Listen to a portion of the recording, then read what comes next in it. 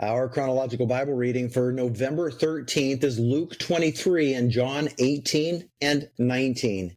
John 18 gives us even more detail into Judas' betrayal when he came up with a mob armed with clubs and swords trying to arrest Jesus in the night. Jesus shows his authority by asking them who they're looking for, and when they say Jesus of Nazareth, he says, "I am he," but they fall back when the ground shakes. Jesus had authority and power. He was not a victim on that night. He willingly sacrificed himself for the sins of the world. We see that authority on display again when he meets with Pontius Pilate and he's being questioned. Pilate, the Roman appointed governor over that region, is looking for a way to release Jesus. He's saying, "Jesus, defend yourself. I'd like to let you go. Give me something to work with." And Jesus is continually saying nothing. Pilate says, "Don't you understand? I have the power to condemn you or let you go."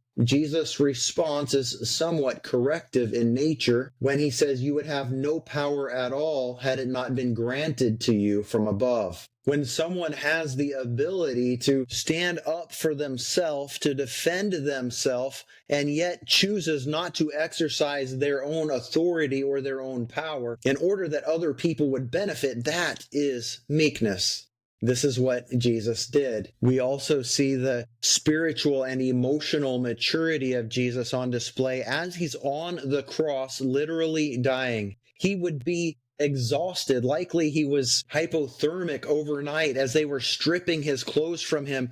They were beating him. He was bleeding and naked. The crowds were jeering at him. Some people were rejoicing in the fact that he was near death and he had never done anything to them. And yet he prays, "Father, forgive them, for they know not what they do." He was setting an example for us. We also see Jesus' maturity and how he handled the relationship between his mother and his best friend, John. John was his closest disciple. He knew him better than anyone else. He was the author of this gospel, 1st, 2nd, 3rd John, and Revelation. And it's to John that Jesus says, "Here is your mother." And to his mother, Mary, he says, "Here is your son." It's interesting that this is preserved in the gospel for us. And we should ask the question, why did Jesus give Mary to his friend and disciple John instead of leaving her with his brothers, James and Jude, and his sisters?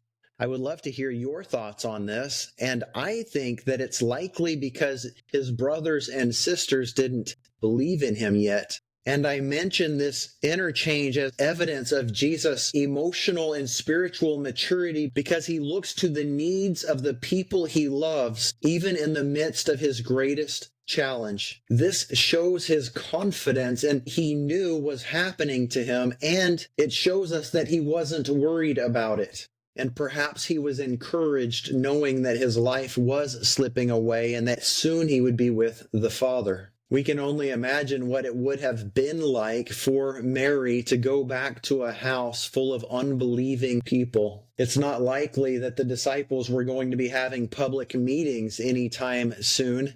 After he had done all that he needed to do to care for those whom he loved, he breathed the words, "It is finished. It is accomplished. There's nothing more to do. The bridge has been constructed between God and man. The veil in the temple can be torn in two. There's no longer a need for a physical temple. There will no longer be a need for a sacrifice. He has once and for all put an end to sacrifice. And so he could say with full authority from heaven, it is finished." And he gave up his spirit. He committed his soul to his Father in heaven. He was ultimately and perfectly trusting. He breathed his last. His spirit left his body. The ground shook. The veil was torn. His job on earth was complete. And then two men who had been remaining in the shadows came out. Joseph of Arimathea had been a follower of Jesus, but secretly, because he was a prominent member of the Sanhedrin, and he didn't want to lose his position in society. But after Jesus was killed on public display in the way that he had been, Joseph could take it no more. He came out of the shadows. He went to Pilate and asked to have Jesus' body. And then he took the corpse of the Messiah, wrapped it in an expensive linen, and placed his body in a tomb that had been carved out of a stone that no body had ever laid in before. We also see that Nicodemus, who had previously come to Jesus by night, is now coming to his body in broad daylight.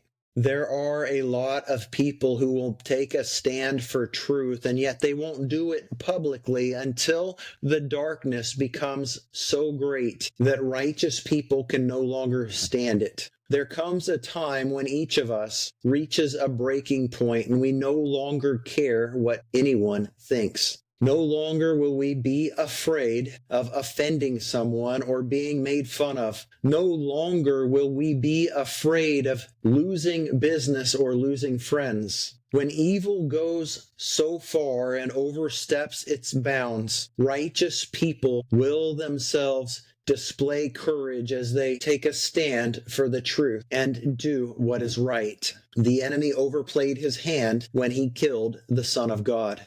Sometimes God allows the enemy to overplay his hand in each one of our own lives in order to get us out of our comfort zones.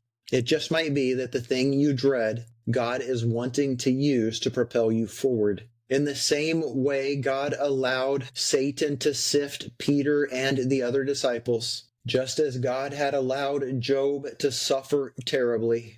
God allows Satan to sift us, but in the midst of that, Jesus is praying, always interceding on behalf of the saints. And as he said to Peter, by faith, he's saying it over us. Once you've been restored, strengthen your brothers. We are all going to fall short. We are all going to cave in moments of weakness, but he remains faithful. And so when you are restored, strengthen your brothers and sisters.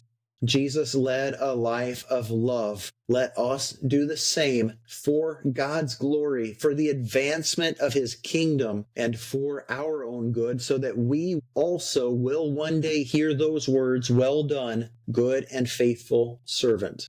It was a sad day for the world when Jesus hung his head on that cross. But what a party there must have been in heaven when God the Father welcomed home his only begotten Son. God bless you, my friends, as you meditate on these things. May he reveal the truth to you for his glory. See you tomorrow.